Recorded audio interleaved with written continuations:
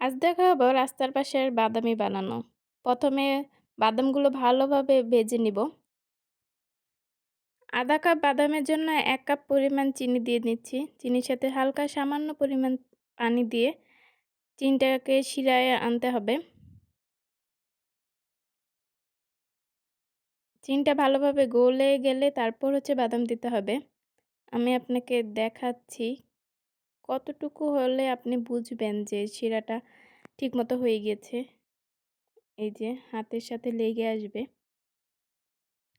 তখনই বাদামগুলো দিয়ে দিবেন। বাদামগুলো দিয়ে হালকা নাড়াচাড়া দিয়ে চুলাটা একদম স্লো হিটে রাখতে হবে। দেন প্লেটে ঢেলে নিচ্ছি। ট্যাপ করে সমান করে দিবেন। তারপর ছুরিতে তেল লাগায় নিয়ে ছোট ছোট করে কেটে নেবেন। তাহলে ঠান্ডা হওয়ার পরে খুব সুন্দর করে শেপ করে এটা ভাঙতে পারবেন।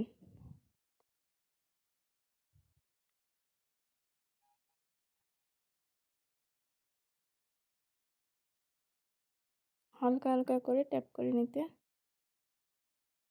এই যে হয়ে গেল রাস্তার পাশের বাদামি।